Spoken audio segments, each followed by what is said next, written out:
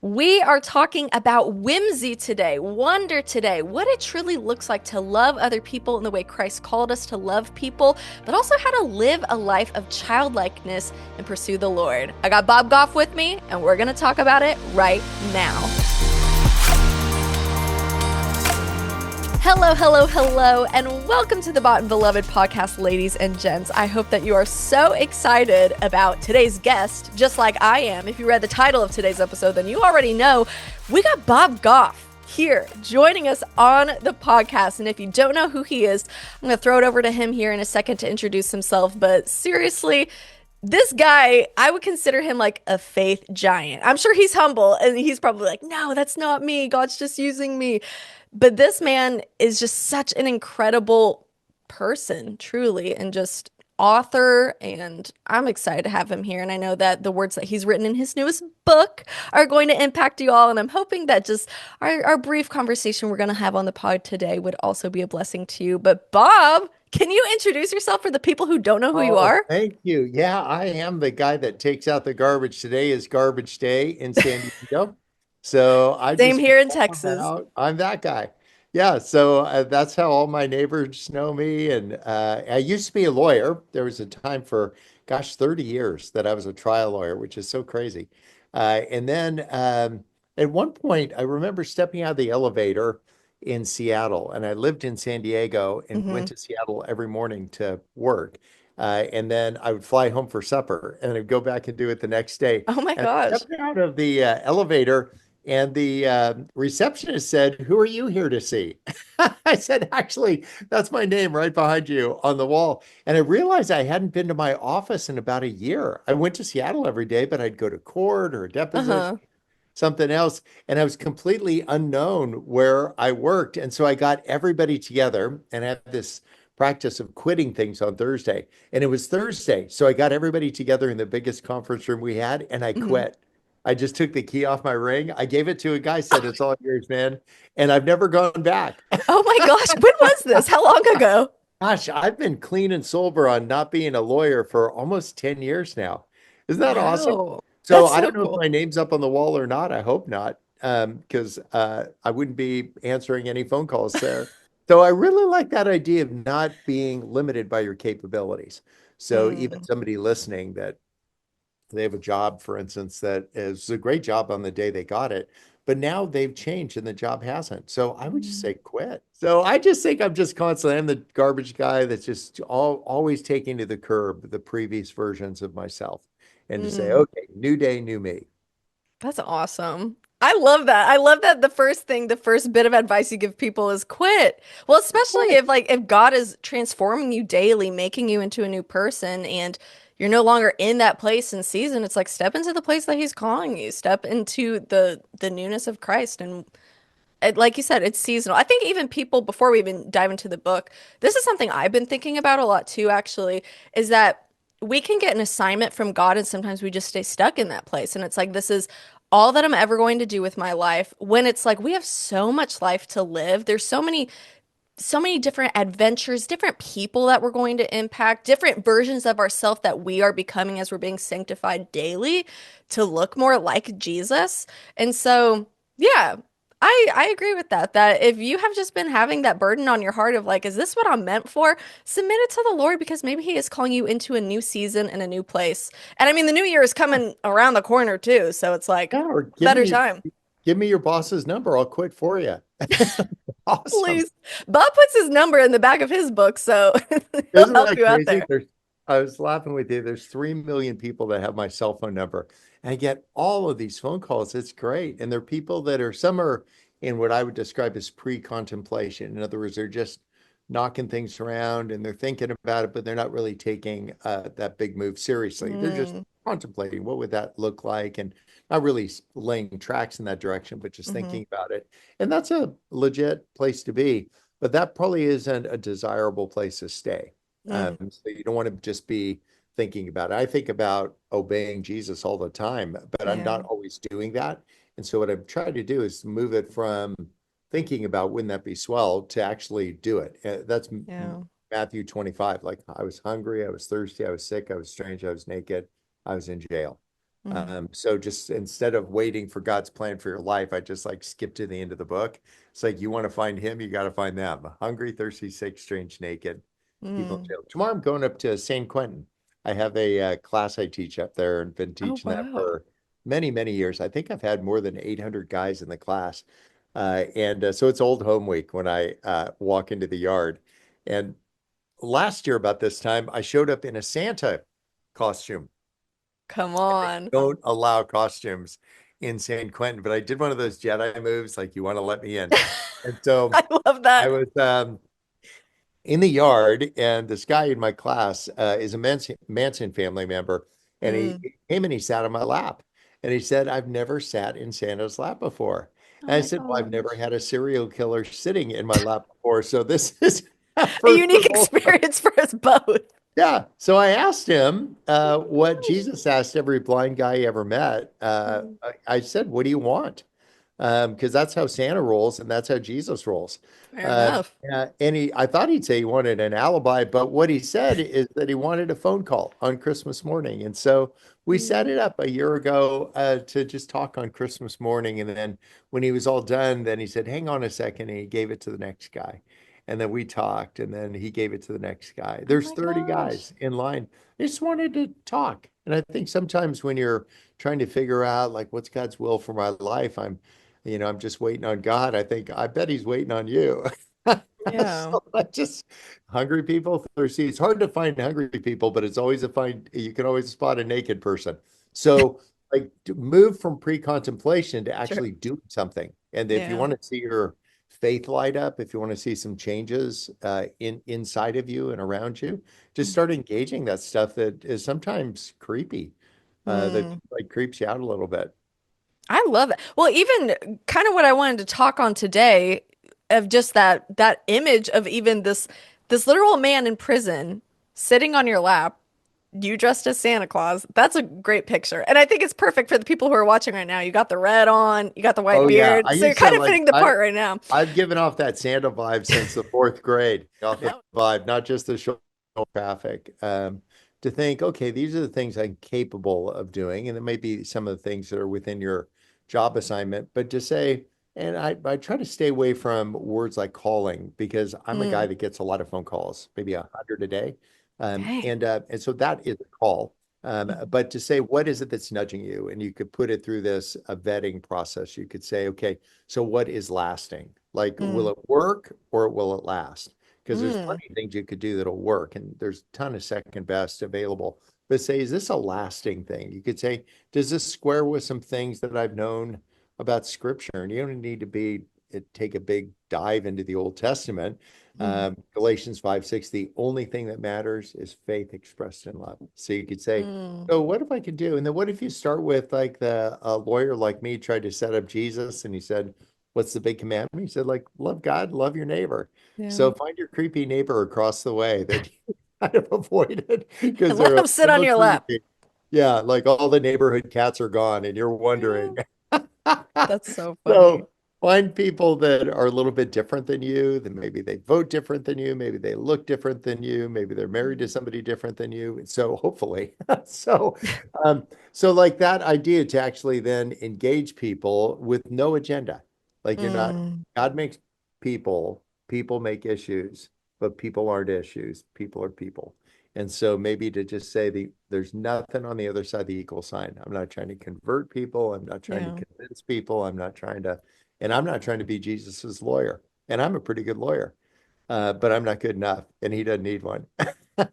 So I'm not trying to argue people into the kingdom of heaven. Yeah. That's not how you quote unquote win people. It's Yeah, truly nice. meeting them where they're at, like actually showing them the love and the grace and the compassion and the care that Jesus, being God himself, exemplified in everybody that he interacted with. So I'm Yeah, with you just on be that. nice. Just be nice. Yeah, Just and be then people nice. will be dismissive of you, and that's okay. Be Hmm. underestimated. I love it when Mm. somebody underestimates some of our people. We've got some stuff going on in different places, and I was in Uganda a couple weeks Hmm. ago, and we are starting a university. And I didn't want just a university. I wanted a zoo. But then it turns out you're supposed to call it a habitat. I'm like, whatever, it's a zoo. So then we wanted animals that wouldn't bite people and would be hard to lose. And I'm like, giraffes. Mm. So I know the president's wife. I don't know him, but I told her, like, I need giraffes. And we were having the best conversation. And then she ran over, grabbed him by the ear, and then we talked about giraffes for an hour and about this university. And we've got 6 giraffes. I just think that idea, that would be this idea of onboarding whimsy. Can you hear that phone in the background? This No, is life. Yeah, there's like a phone. The phone rings every 3 minutes. It's awesome. that's so So cool. what we do is we onboard these ideas because we have a big idea of what might be lasting, which is educate kids. Hmm. Uh, and it sounds noble to go across an ocean, but you won't find it in scripture. What you'll find in Mm, scripture is Paul got shipwrecked and Jonah got eaten. What you'll find a ton of is going across the street, like loving mm. your neighbors. So I just love for people to activate their faith in bigger, small ways, knowing that God just delights in watching the work begin. Yes.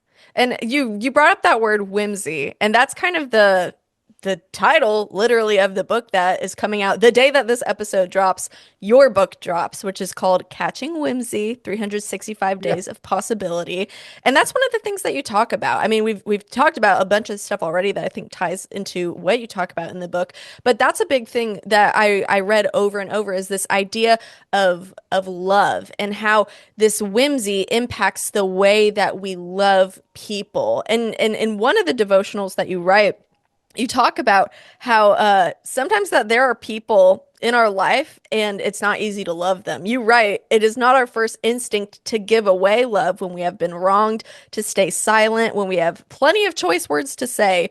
But Paul gave us a great hack for how to stay humble. He says to consider others more worthy than ourselves. And I think that's something, especially like the holiday season specifically, that can be a hard thing to do, to be brushing shoulders with like either family members or friends or, I mean, even coworkers. It can be really hard to love those people, even Christians. Sometimes it's hard to even just love Christians, not just the people who are quote unquote othered, but those who even belong to our group. So, what's been your experience with that of just truly loving people that might be hard to love? And how does this idea of whimsy and childlike wonder and knowing where we stand with God as our Father, how does that enable us to love people radically that seem unlovable? Yeah, I'm just thinking when you said, like, it could even be Christians. I'm like, it could especially be Christian Yeah. people because I think the thought process, the expectation in just a beautiful way is that they will encounter the world in the way that you're encountering the world. And yet, you and I have very different lives. I mean, on Saturday, there's going to Yeah. be a bride praying for sunshine, and there's going to be a farmer praying for rain. True. And if it rains on her big day, it doesn't mean he didn't like her. It just means he's doing something in someone else's life that's different than what he happens to be doing.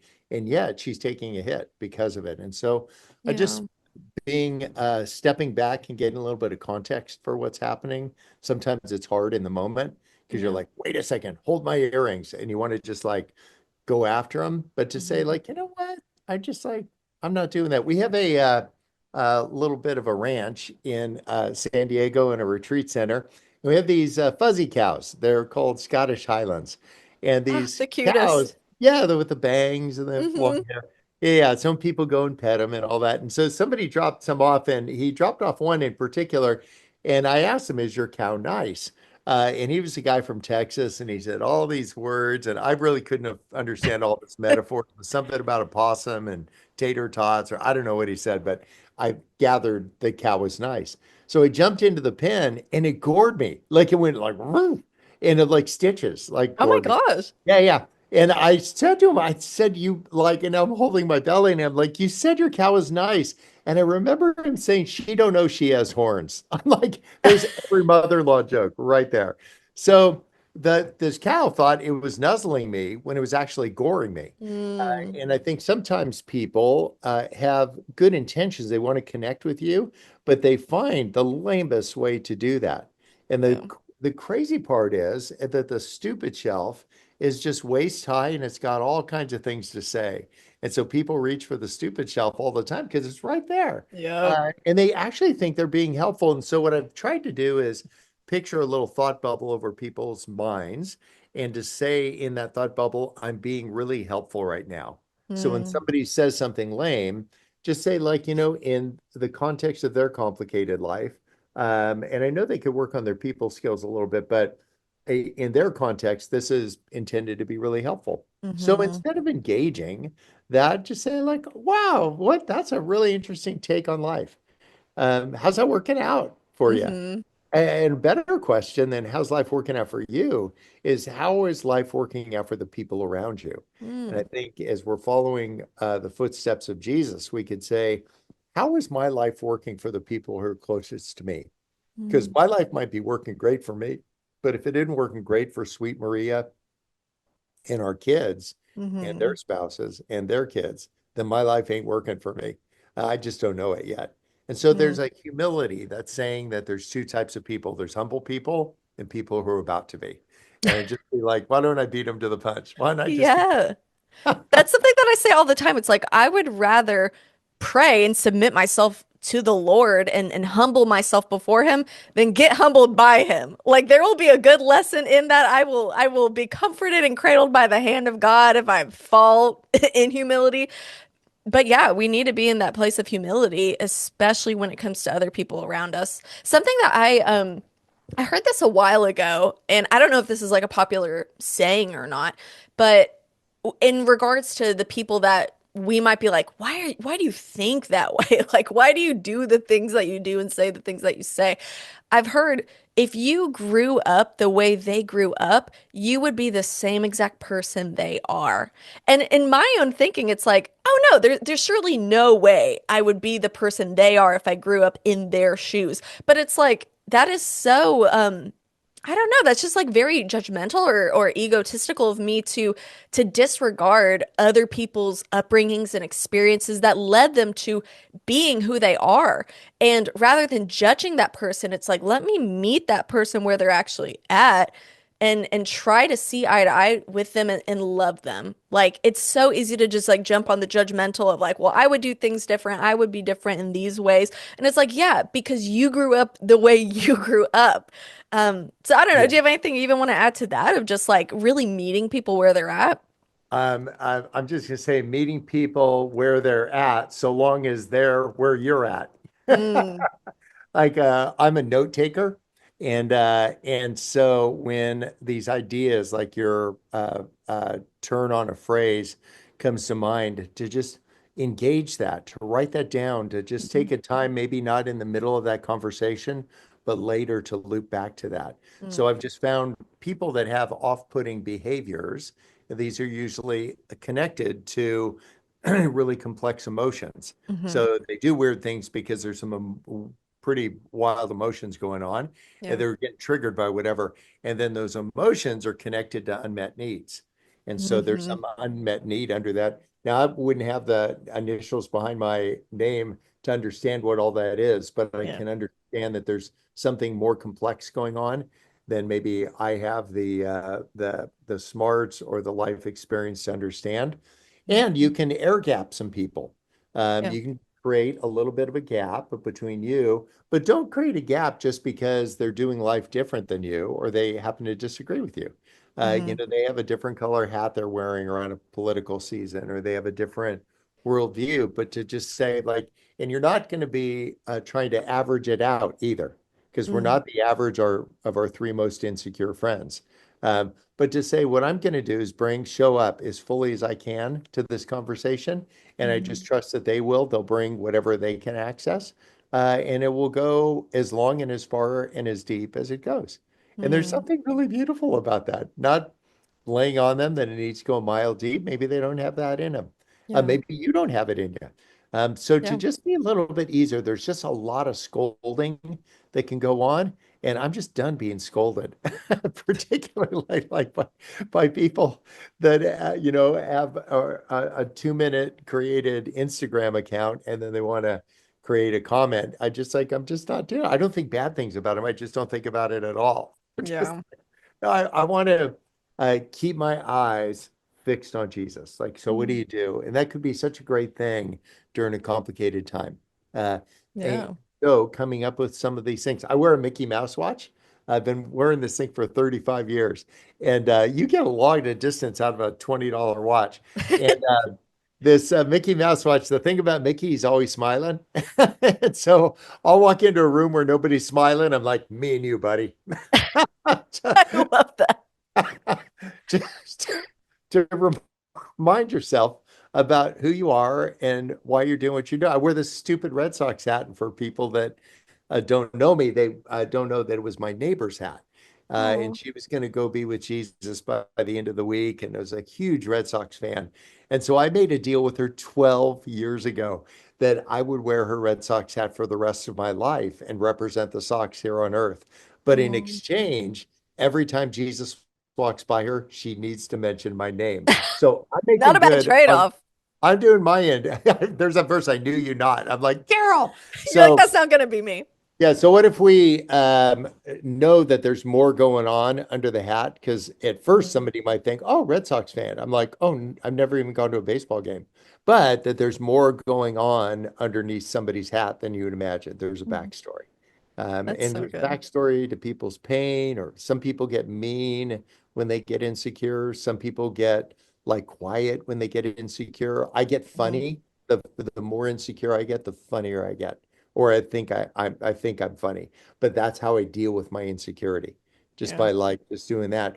However, you've met people that just stay an inch deep. They just stay all in the top layer. That the view of Whimsy is that it's all confetti and unicorns and glitter, and I would call it a strategic whimsy. It would be all of that authentically, Hmm. but a mile of strategy.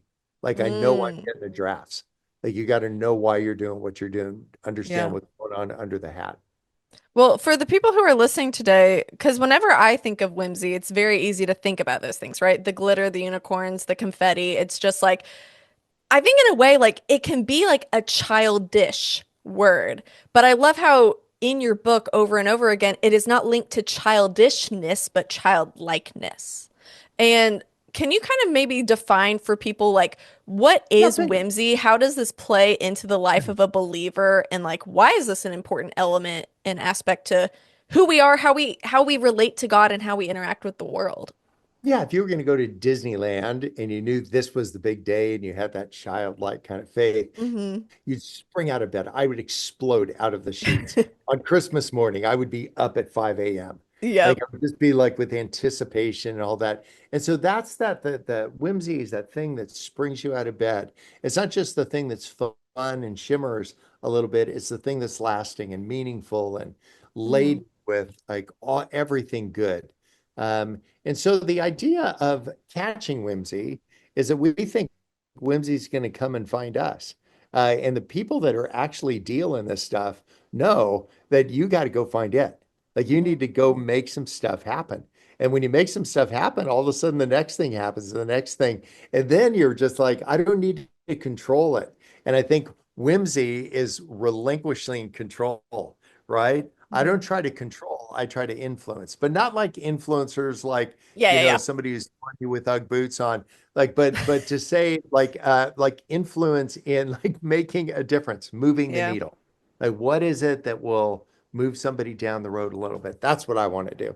And so if I can show up and get invited to speak at a place or two, and I always run it through my own kind of vetting, like, will it matter? Like I think Mm, everybody will have a good time. I'll probably have a good time, get a ham sandwich out of it. Um, However, will it actually matter? Will it move the yeah. needle? And if you got every lawyer in Canada together, nothing against Canada, but they have a gathering, and if they said come and speak at the luncheon, then it would be okay. I'm sure we'd both, all of us have a great time, but I don't think it'd move the needle. I think they've decided who they want to be for good Hmm. or for bad, but they've decided. But do that same thing with a bunch of college kids somewhere. I'm like, oh, I can smell the whimsy. Like Yeah. maybe throw something out in front and then understanding your rightful place, right? Like Mm, we don't empower women at what we do. We already think they're very powerful. And so we just try to get out of their way and just be helpful. Mm. Like just be like, so I got thousands of women in school in 14 countries, and we just try to get out of their way. Just say, how can we be helpful? What's your next great idea? And what can I do? I'll take out the garbage. So that is whimsy. It's a strategic whimsy. And the way that you get a school going in Somalia, in Mogadishu, is you go and you meet the people who are in charge of Mogadishu. Yeah. And so the way that you do that's strategy. Yeah. And so once you become friends with the people, good and bad or undecided, Hmm. then things can happen. We've got a school in Afghanistan that's still open. I got hundreds of little girls in there uh, Wow. because there's a strategy. So it isn't just all a bunch of like silly. Underneath Hmm. that is a whole bunch of serious.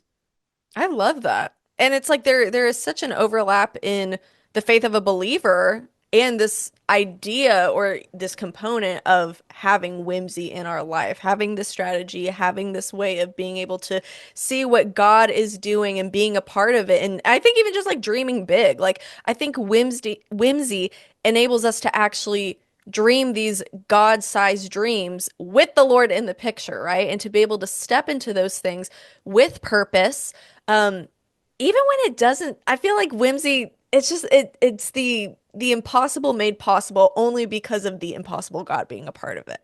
Yeah, And we bingo. get to have that excitement of partnering with him in these things, with these people, with whatever it is that he has called us to do and to actually seize the day, like literally carpe diem, seize the day and do the thing that he has called us to do.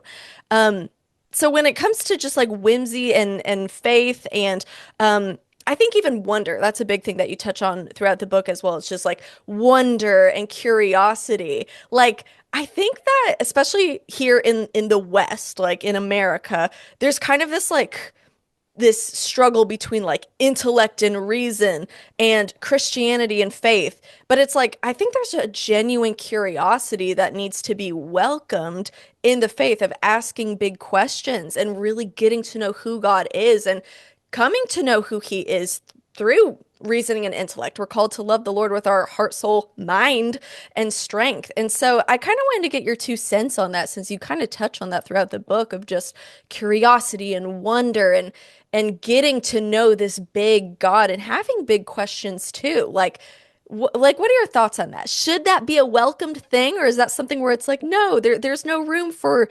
expressing and exploring the doubt, which leads to curiosity and wonder and knowing who God is actually. I just love the honest conversation. It's in Mark 9 that a dad like me had with Jesus. And he said, help my faith.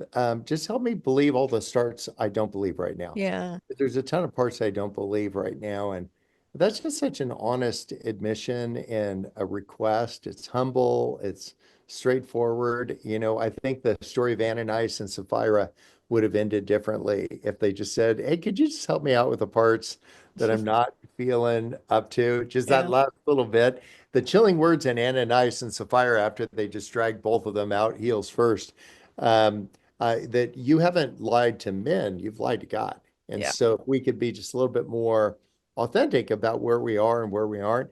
And the way to get there is to create safe places where people can Mhm. do that. We can just say, like, this is a safe place that you can just get real about where you are and where you are not. The questions that you have and the things. And then when people say, like, I don't know about whether that's a good idea, it's a slippery slope. I grew up ice blocking. And so slippery slopes sound awesome. I'm like, I'm in. But now, when it comes to faith, I think what we do is stop thinking about our faith as an entree, like everybody's having salmon. Uh, Mm. and it's not that there's many truths. I'm like really pretty buttoned down and orthodox in my faith, Mm.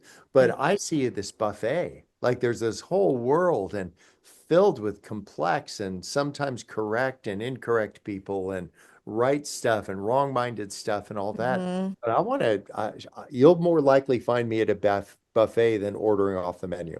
So I just want to say, like, what are you into? Do you want Twizzlers? They're over there and broccoli's over here, but I'm not going to be pointing a bony finger in anybody's direction because I don't see myself as a hall monitor for other Mhm. people's faith. And that isn't indifference. That's an acknowledgement that God is so big that Mhm. he's going to do it. Matthew 16. after Simon Peter says, you're not just a teacher or a prophet, that you're God. And then Jesus' response, don't tell anybody. Yeah. And then the next verse that clarifies it, that said, it isn't flesh and blood that reveals it to you. It'll be the Spirit of God. Hmm. Acts 4:13, they see Peter and John and they know they're just unschooled, ordinary people, but they saw their courage and they knew they'd been with Jesus. I want that brand of faith where people, we don't need to wear matching hoodies to describe what we believe, but they'll Yeah. see our courage in our relationships. They'll see our courage in our other oriented activities, the selfless acts of love that define our faith. That's what I'm aiming for.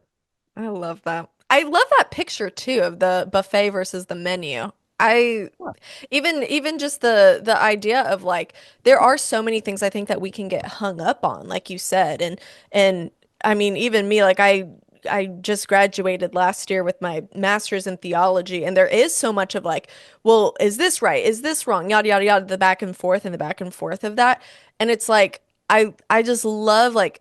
Can we just sit back? Can we have this conversation? Can we explore these things and really, yes, know what is true? And scripture is very clear on like who God is.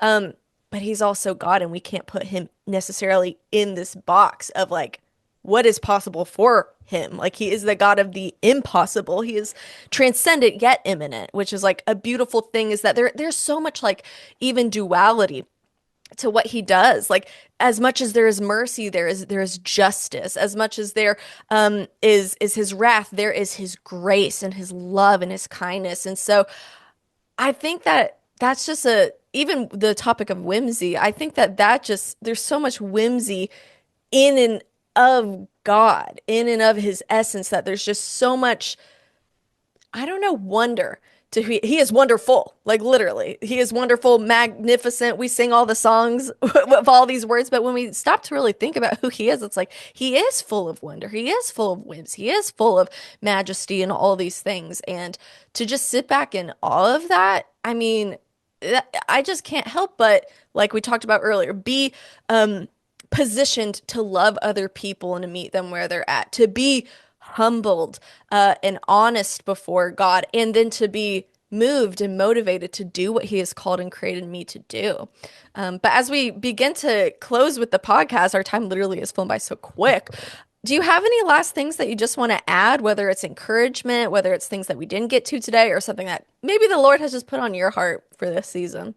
I would just take people who are just infinitely creative, even if people don't self-identify that. They're creative. If you ever like somebody, you got creative. Yeah.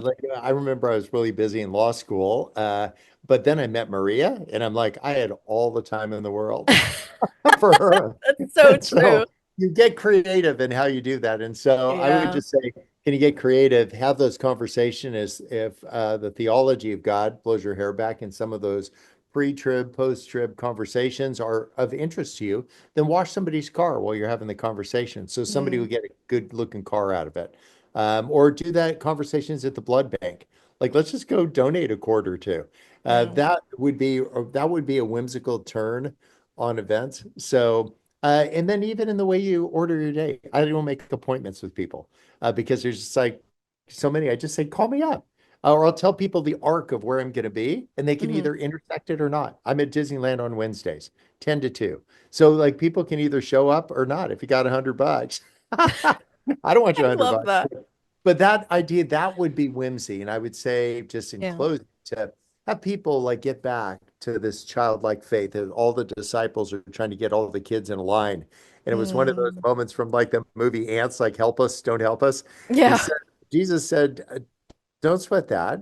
Uh, I tell you the truth, unless you change and become like a child, you'll never enter the kingdom of God. I thought you just prayed a prayer, but that would be interesting conversation to have while you're washing somebody's car or Yeah. donating a quart or two. To say, what about that? Is there more to faith than just praying the prayer? Is there Yeah. also a childlike faith? Because those letters are in red in my Bible, and I'm like, I don't know. I just makes me wonder. And so while I'm wondering, I Yeah. wanted to be living that out. I love that. Very thought-provoking. Things that we just need to, we do need to reanalyze the way that we frame ministry, the way that we frame what it looks like to be a follower of Jesus, and actually align it with the things that Jesus said, not Yeah, just yeah. what And don't we've call it been, ministry. Just call it yeah, Tuesday and Wednesday and Thursday. period. I love TBD. that. I Awesome. love Yeah, that. yeah. It's also, it's not dumbing it down, it's actually making it more responsive to the Yeah. things that are going on. Because the Christians will understand what you're saying. I want the guy at the Hmm. tire store to understand what I'm saying. Yep. I want the girl at my gym to understand what I'm saying. I Yeah, feel yeah. that. They'll see your courage and they'll know you've been with Jesus. They'll see you bench pressing 400 pounds. They just know she's been with Jesus. Holy Spirit and Swolly Spirit. Let's go. Yeah. Well, Bob, thank you for taking the time to be here on the podcast. And for everybody who's listening, his book, Catching Whimsy, is available today, starting now. It's a 365-day devotional where there is just all kinds of goodness in it about whimsy and wonder and truly loving people and getting rooted and grounded in the simple yet profound truths of the gospel. So you guys can get that wherever books are sold. And it's a good one. I think that'd be a great way for many of us to kick off our new year. So if you're looking for a good book and you got that Christmas money, you know where to go. Go get that book. Love you guys. Bye.